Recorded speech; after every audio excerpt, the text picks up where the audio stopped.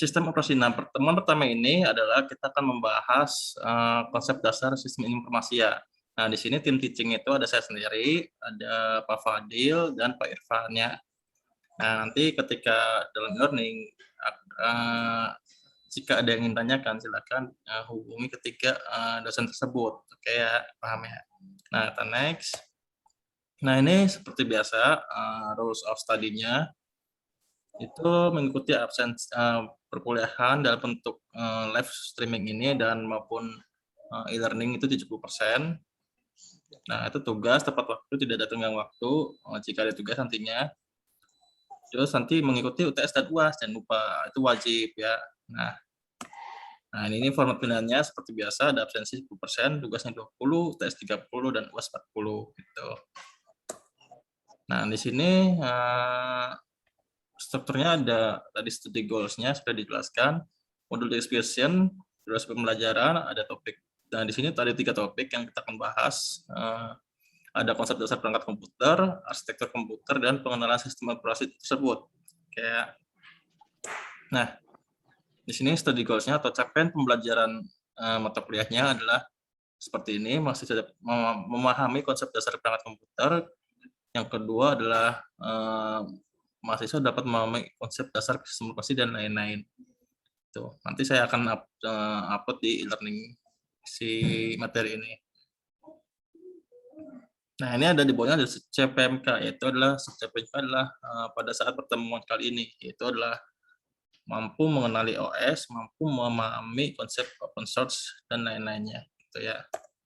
Nah, di sini di pertemuan satu ini adalah ada deskripsinya, itu sistem operasi adalah perangkat lunak yang mengontrol pelaksanaan program komputer, yaitu mengatur waktu proses, pengecekan kesalahan, mengontrol input dan output, melakukan perhitungan, kompilasi, penyimpanan, pengolahan data, serta berbagai bentuk layanan yang terkait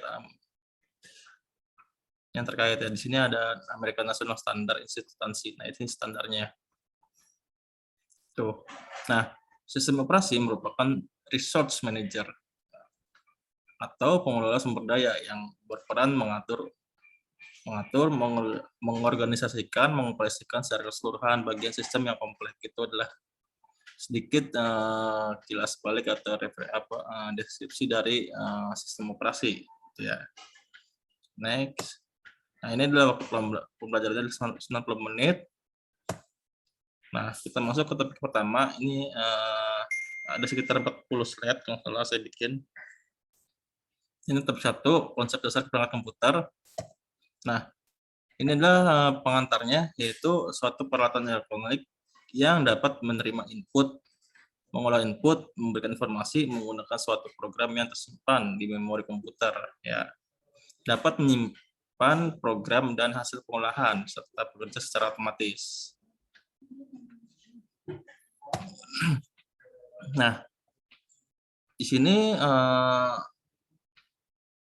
terdapat 3 istilah penting, yaitu ada input, pengolahan data, dan output. Itu adalah suatu kaitan-kaitannya yang berhubungan dengan sistem operasi. Kayak pengolahan data yang menggunakan komputer dikenal dengan nama pengolahan data elektronik PDE atau Electronic Data Processing atau IDP. Struktur komputer didefinisikan sebagai cara-cara tiap komponen saling terkait. Ya, nah di sini ada input, di sini ada proses dan outputnya gitu. Dari input masuk I/O atau input output port. Nanti sini ada pengolahannya, ada data bus, ada memori RAM nanti di sini. Ini saling berkaitan, nanti lalu jadi outputnya, output device gitu.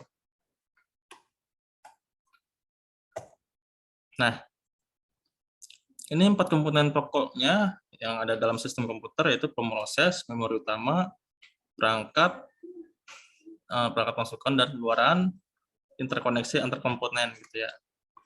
Nah, apa saja yang maksudnya? Nah, ini dia pemroses atau CPU. Disebut di CPU, berfungsi mengendalikan operasi komputer dan melakukan pengolahan data. Pemroses melakukan kerja dengan langkah sebagai berikut. Nah, inilah prosesnya: mengambil data instruksi yang dikodekan secara biner. ya dari memori utama. Nah, yang kedua mendekode instruksi menjadi proses-proses sederhana, lalu melaksanakan proses-proses tersebut gitu. Next. Nah, CPU itu operasi-operasi pada proses dikategorikan menjadi, nah ini adalah kategorinya, ada operasi aritmatika, itu bisa dalam penambahan, pengurangan, perkalian, pembagian, dan lain sebagainya. Itu perintah-perintahnya maksudnya ya. Operasi logika itu ada OR, AND, XOR, inversi, dan sebagainya. If juga bisa gitu. Nah ini pengendaliannya adalah operasi pencabangan, lompat, dan sebagainya gitu.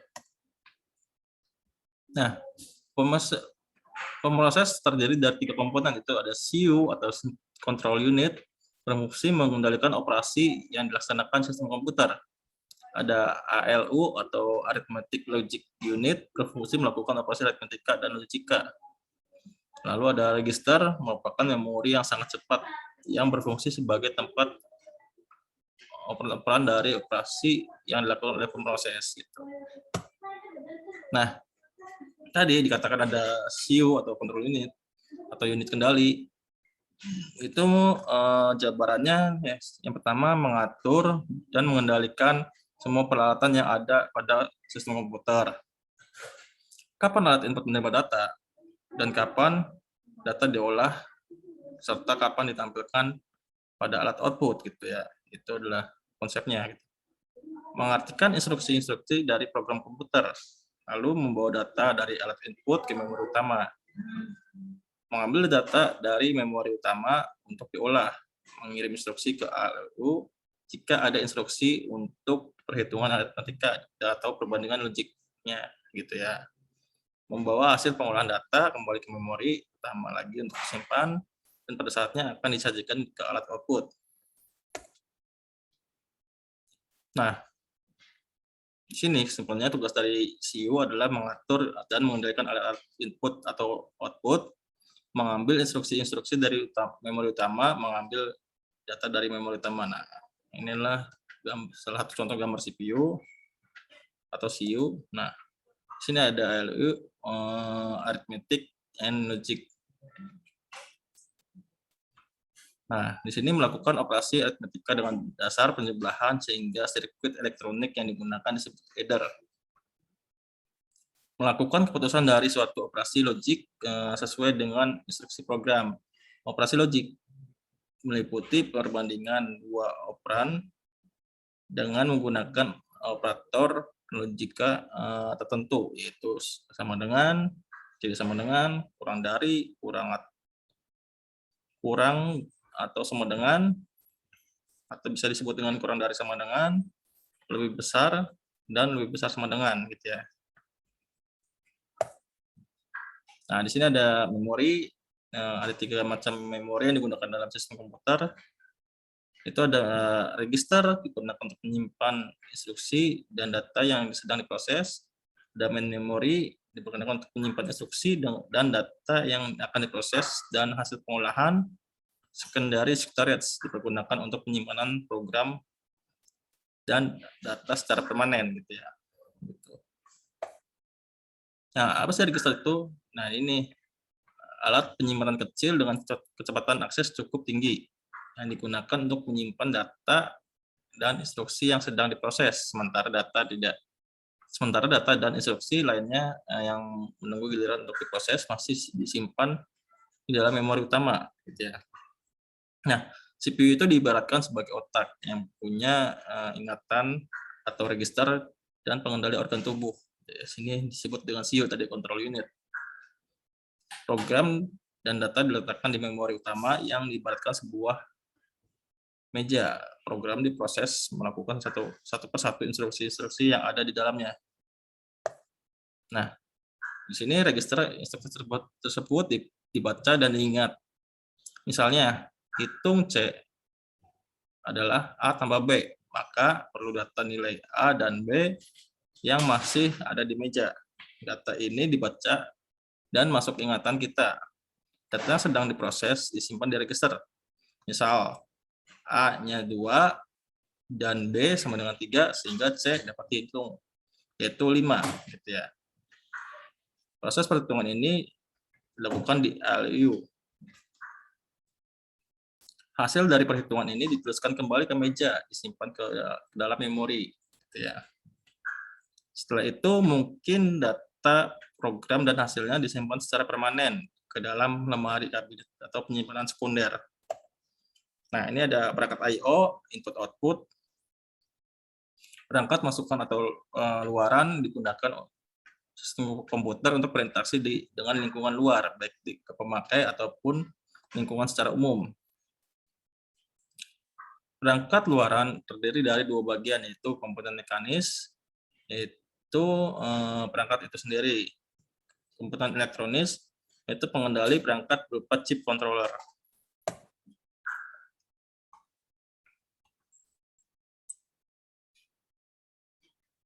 Nah, ini ada interkoneksi komponen, disebut dengan bus, dan interkoneksi ini berkaitan dengan tata cara hubungan antar komponen. Menghubungkan CPU dengan memori utama ataupun dengan alat input-output. Bus antara CPU dengan memori utama diletakkan pada MDR, Memory Data Register, MAR, Memory Address Register, dan unit kendali. Bus menghubungkan antara CPU dengan I/O tidak diletakkan langsung ke I/O, tetapi dilakukan melalui I/O port atau DMA atau Direct Memory Access Controller atau I/O channel, dan disebut dengan external bus gitu ya. Dalam internal bus terdapat data bus yang dihubungkan dengan MDR, address bus yang dihubungkan dengan MAR, serta control bus.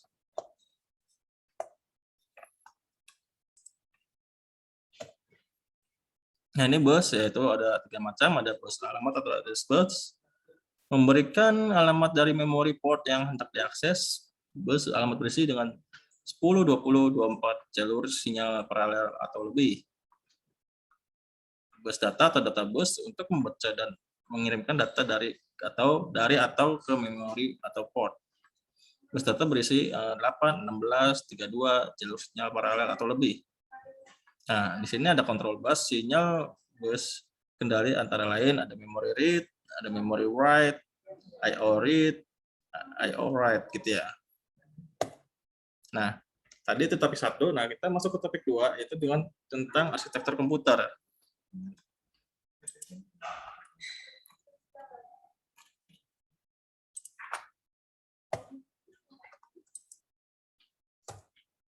Nah, di sini pengantar komputer, arsitektur tadi pengantar arsitektur. Ada arsitektur komputer, dan di sini ada pengantarnya. Pada tahun 1950 sampai 1960, arsitektur komputer atau bisa disebut dengan ARSCOM adalah suatu komputer aritmatik. Ya, gitu. Awalnya komputer itu ditujukan untuk sebagai alat penghitung ya. 1970 sampai pertengahan 1980, arsitektur komputer adalah suatu desain instruksi untuk suatu compiler. Nah, dimasuk ke tahun segini tidak lagi komputer itu sebagai alat hitung doang, tapi sudah menggunakan suatu desain instruksi suatu compiler gitu ya. Nah, di sini masuk 1990, arsitektur komputer adalah suatu bentuk desain CPU, sistem memori, sistem I/O, multiprosesor, dan komputer. Nah, saat masuk 1990 ada pengupgradean arsitektur komputernya ya.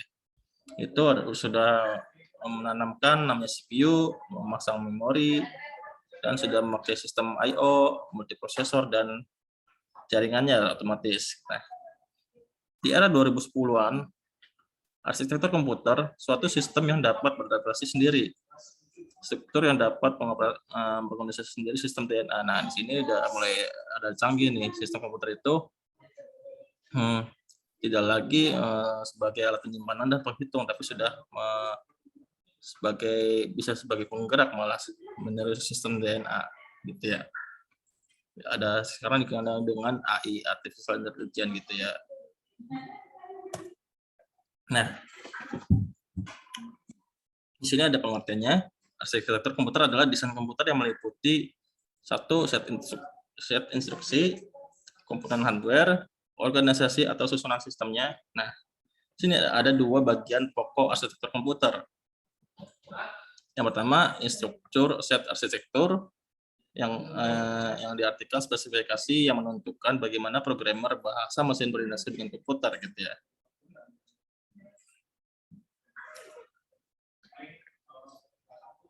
Nah, di sini ada interaksi antara programmer dan bahasa mesin gitu. Nah, di sini nomor 2, hardware sistem arsitektur meliputi subsistem hardware dasar yaitu CPU, memori, dan I/O system. Nah, di sini ada tingkatannya. Yang pertama tingkat dasar. Tingkat dasar ini hardware sebagai tingkatan komputer yang paling bawah dan paling dasar, di mana pada hardware ini layer software ditambahkan. Software tersebut berada di atas hardware, menggunakan dan mengontrolnya. Hardware ini mendukung software dengan memberikan atau menyediakan operasi yang diperlukan oleh software. Nah, yang kedua, multi-layer machine. Tingkatan dasar arsitektur komputer kemudian dikembangkan dengan memandang sistem komputer keseluruhan sebagai multi-layer yang terdiri dari beberapa layer software dan di atas beberapa layer hardware. Nah, di sini hardware level ada machine layer, microprogram, digital logic layer, physical device layer. Nah, jika di software level ada application layer, ada high order software layer, operating system gitu ya. Jadi di sini tingkatannya seperti ini.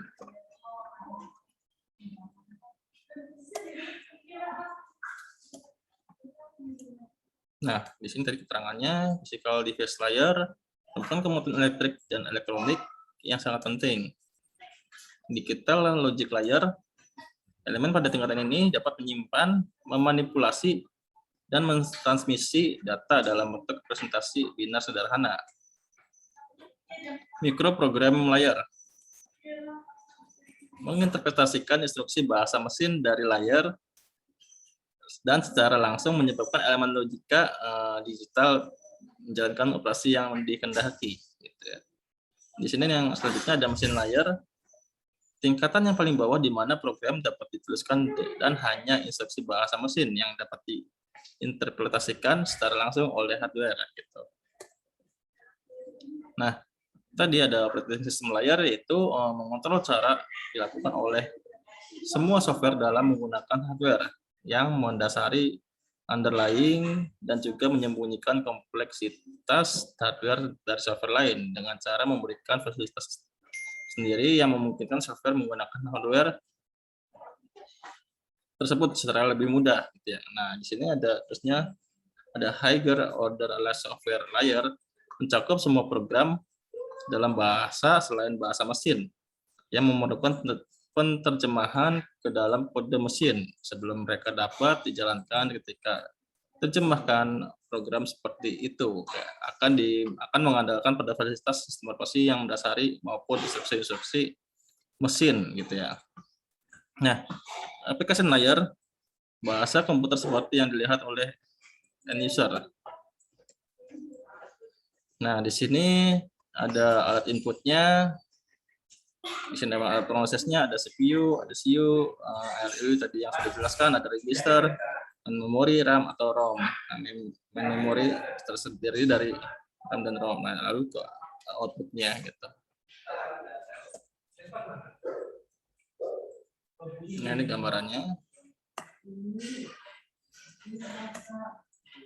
Nah, di sini kita jelaskan ulang apa itu alat pemroses atau CPU gitu.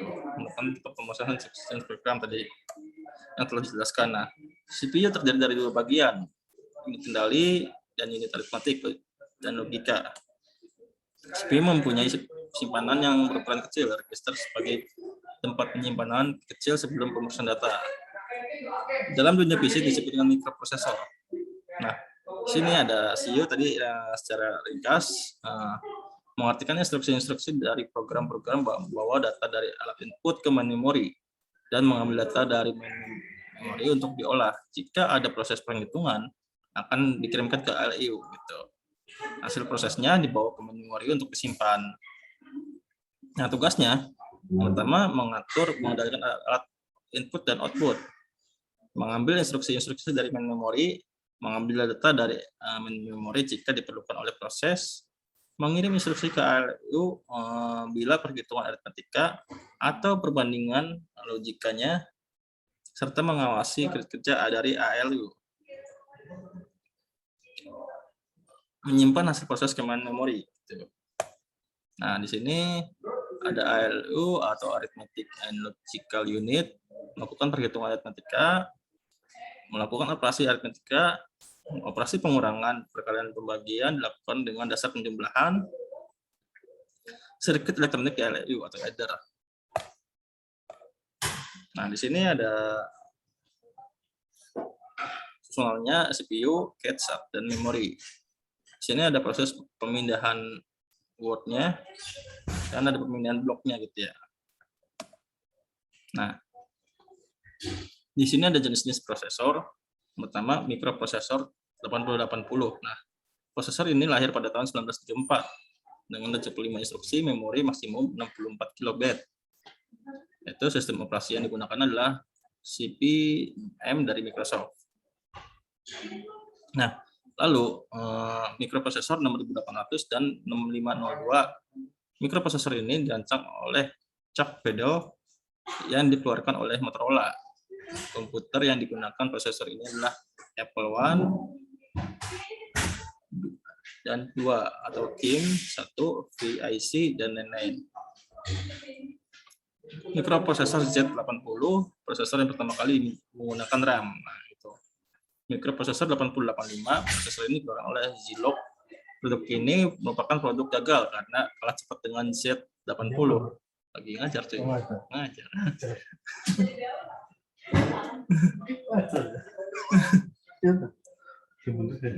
Bener lah. Kita lanjut jenis prosesor. Mikroprosesor Intel 8086 atau 8088. Di sini sudah ada Intel. Prosesor ini berbasis 16 bit, mempunyai 2 mode kerja. Mode pertama disebut dengan mode minimum, di mana prosesor bekerja sendiri. Mode kedua tersebut mode maksimum, yang memungkinkan terjadinya pemakaian prosesor ganda. Dalam hal ini menyediakan prosesor saingannya 8087 yang merupakan prosesor khusus untuk prosesor otomatis gitu. Mikroprosesor nomor 800, prosesor ini dikeluarkan oleh Motorola dengan struktur 64 bit, tapi internalnya 32 bit. Prosesor ini cocok sekali digunakan dengan sistem operasi Unix.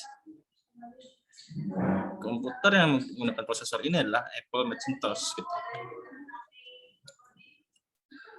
Mikroprosesor 80286, versi ini adalah lanjutan dari 8086 dengan arsitektur 16 bit murni dan memiliki 16 MB.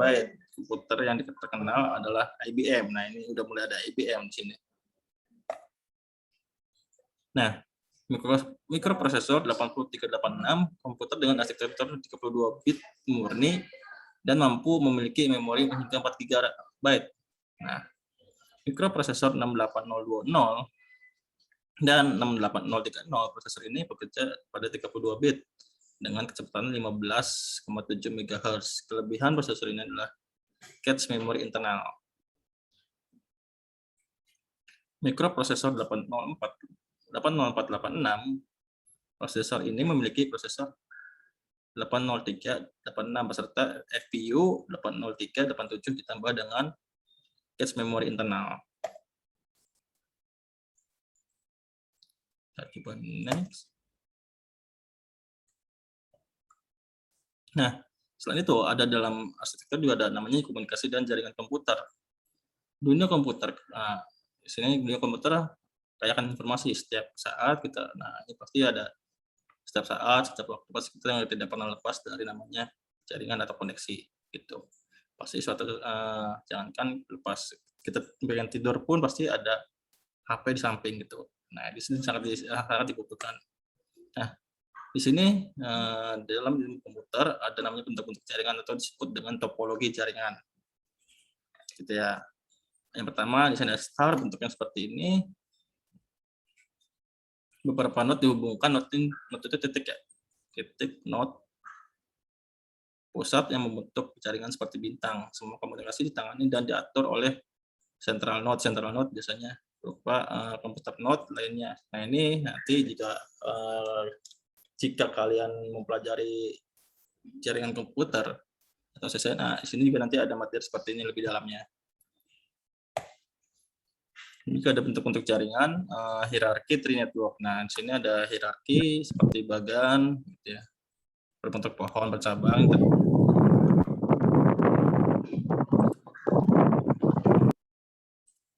Yang terdiri dari central node dihubungkan dengan node lain secara berjenjang. Biasanya berupa mainframe host yang merupakan jenjang tertinggi yang bertugas mengkoordinasi dan mengendalikan node jenjang di bawahnya gitu. Jadi yang di atas mengendalikan yang bawah, terus kayak MLM gitu, saling berhubungan.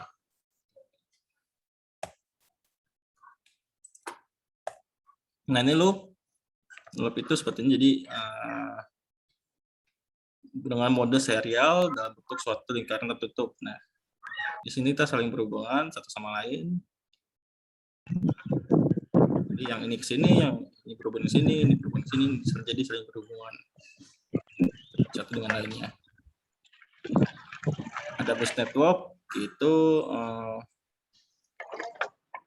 dapat melakukan tugas-tugas operasi yang berbeda-beda, tidak ada central node-nya gitu. Jadi kayak semacam jaringan paralel gitu. Dari network bentuk ini merupakan gabungan bentuk loop dan bus network. Jika salah satu net tidak berfungsi atau rusak, maka tidak akan terpengaruh kemungkinan komunikasi node yang lainnya karena terpisah dari jalur data. Nah, ini ada kebaikan dan keburukannya, kita next. Nah, yang terakhir ada topik ketiga, yaitu pengenalan sistem operasi.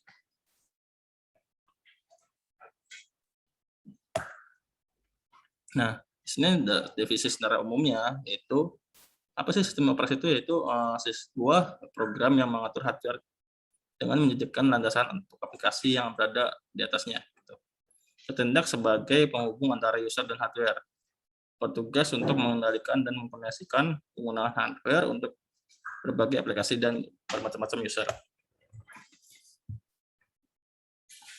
Nah, pengertian yang lainnya ada sudut pandang dari pengguna. Misalnya, sistem operasi adalah alat untuk mempermudah penggunaan komputer.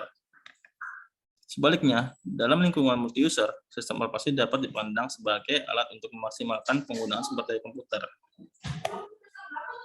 Nah, di sini dari sudut pandang sistem, yaitu sistem operasi adalah sebagai alat yang menempatkan sumber daya secara efisien. Sistem operasi merupakan manajer bagi sumber daya yang menangani konflik permintaan sumber daya secara efisien. Selain itu, untuk mengatur eksekusi aplikasi dan operasi dari I/O. Nah, di sini ada dari sudut pandang tujuan, sistem operasi adalah sebagai alat untuk membuat komputer lebih nyaman digunakan untuk menjalankan aplikasi dan menyelesaikan masalah user gitu. Nah, ini polanya user 1, user 2, user 3, user 4. Nah, di sini ada sistem operasi, hardware. Nah, ini ada aplikasi lainnya gitu.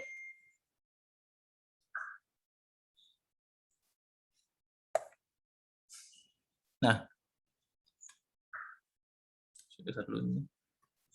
dari bagian komponen sistem komputer, proses sistem operasi merupakan salah satu komponen utama dari sebuah sistem komputer. Komponen komputer lainnya adalah hardware, software, dan user. Nah, tiga alat itu digabungkan dengan menggunakan melalui namanya sistem operasi. Penyedia sumber daya untuk komputasi yang dapat dilihat secara fisik dan dapat disentuh. Nah, next. Nah, pembuatan program. Sistem operasi menyediakan berbagai fasilitas yang membantu programmer dalam membuat program seperti editor. Walaupun bukan bagian dari sistem operasi, tapi layanan ini diakses melalui sistem operasi gitu.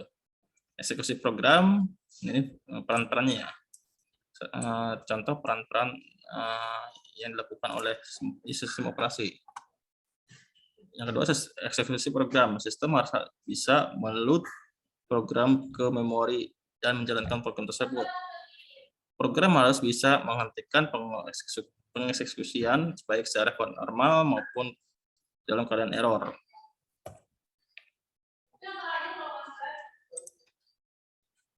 Operasi I/O. Program yang sedang dijalankan kadangkala membutuhkan I/O.